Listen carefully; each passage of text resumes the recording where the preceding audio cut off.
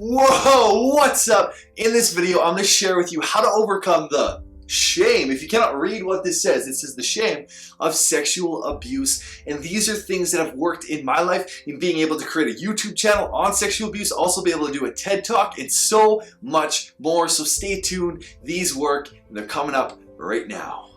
Welcome back to another video. My name's Ethan, and I'm here to specifically help you overcome your sexual abuse. In today's video, we are diving into overcoming that shame, because this is something that a lot, everyone experiences, especially if they've had some sort of sexual abuse in their life. And this can be something that overtakes them. I've experienced it. When I first remembered that I was abused, I didn't speak about it for a year and a half. And I was a pretty conscious dude. I was meditating every day. I was taking care of myself. I was loving myself. I just pushed it back down. I was so ashamed of who do I share this with? Where do I go? How do I talk about it? What do I do? All this stuff that happens. And I just jumped it down. I was like, I'm just going to bury myself in this shame. And that is not a great place to be.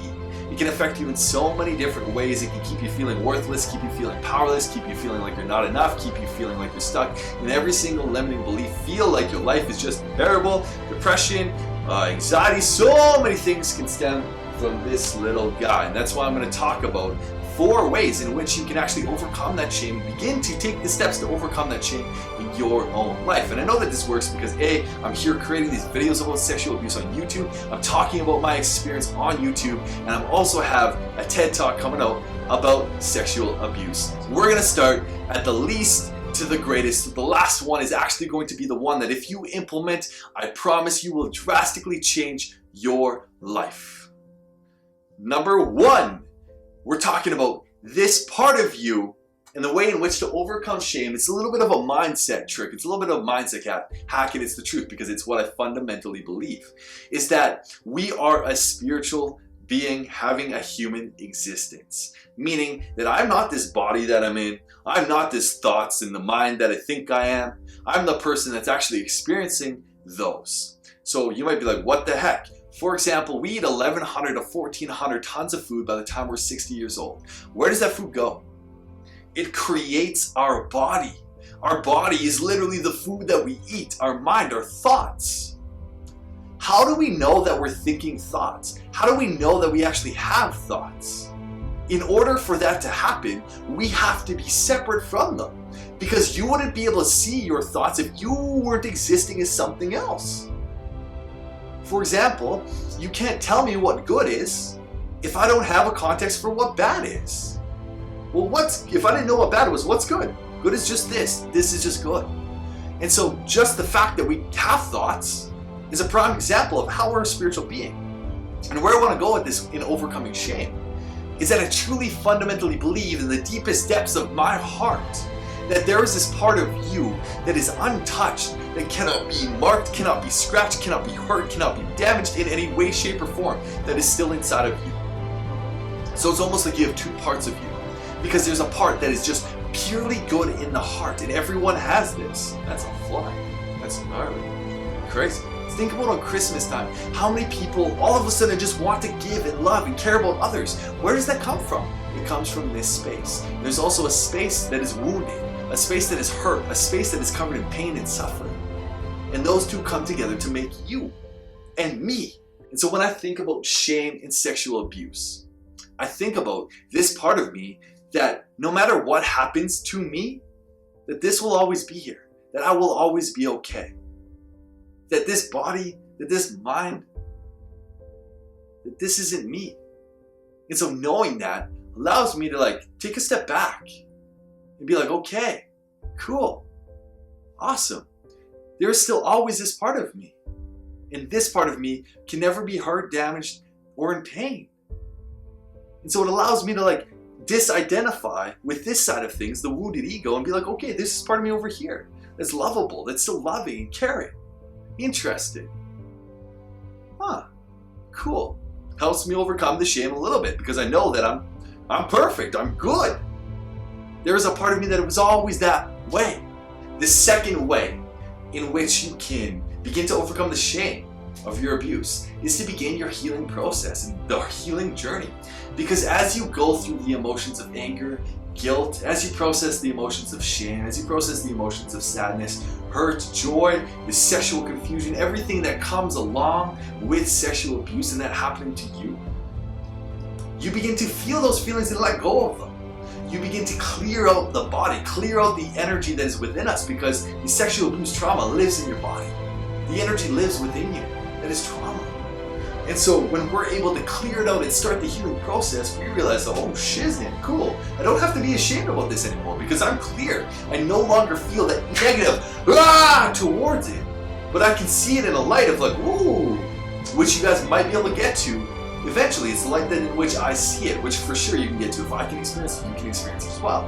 Of like, I'm grateful for this because it's given me a voice. It's given me something that I can now take and repurpose and make it beautiful. Kind of like that analogy of the broken china bowl that they repaint in gold. That is exactly it. So as you begin to heal, you naturally just begin to overcome the shame of the abuse because you no longer feel that negative resistance toward it.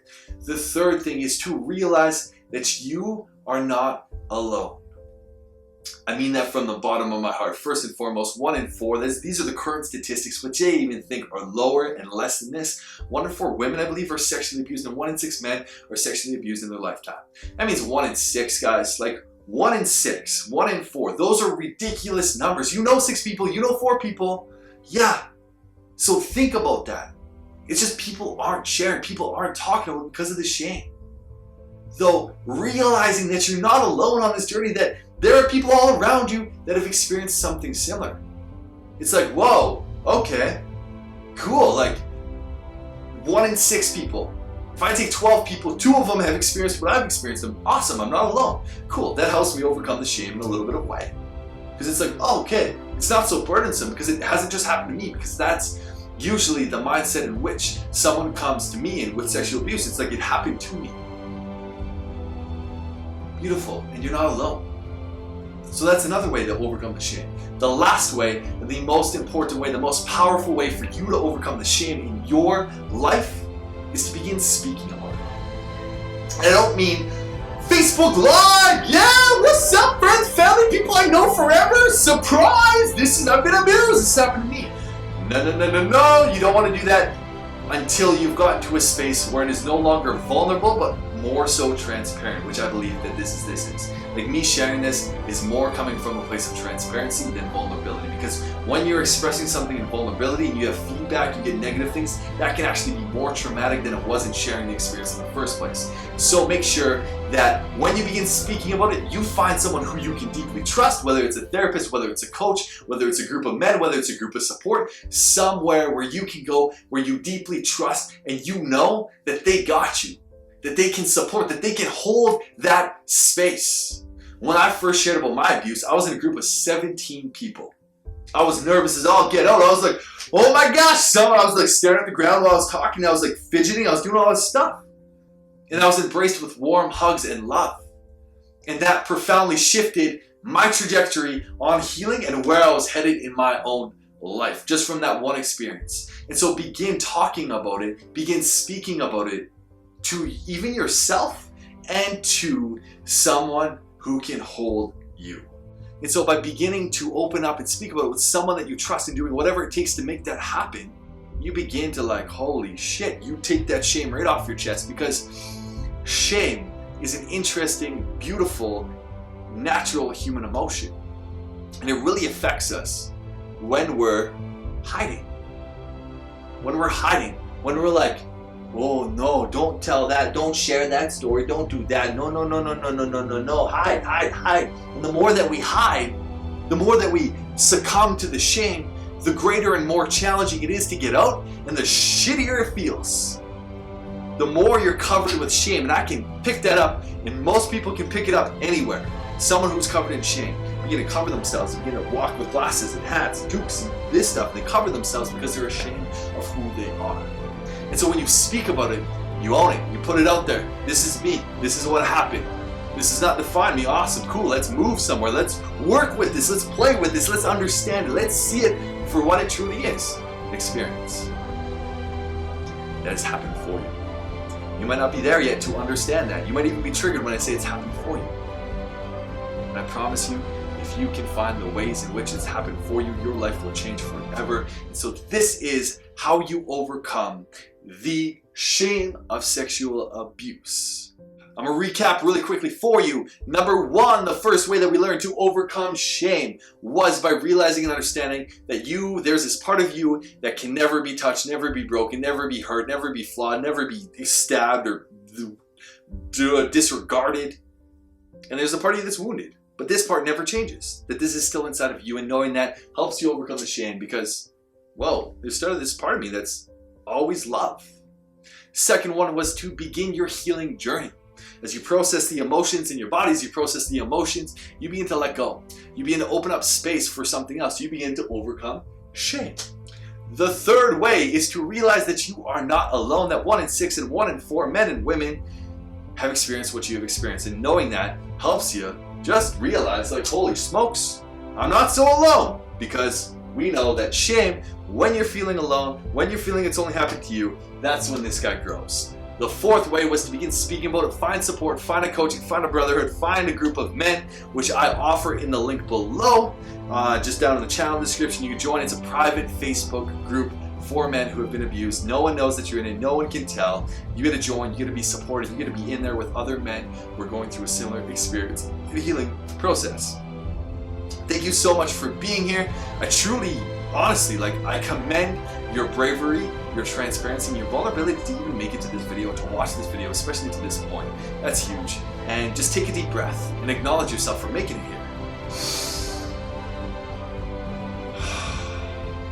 While you're here, subscribe. Literally subscribe wherever the button is. It might be somewhere around here. Subscribe to the channel. Also, comment. What was the biggest takeaway from you from this video? I'd love to hear you. I'd love to know what's happening in your world. And even if you begin to speak about it in the comments, it's a way of speaking about it. It's a way of transmitting the energy that is trapped inside the body into the space, into the air. So much love from me to you, and I cannot wait to see you on another video. Take care, and as always, you are loved.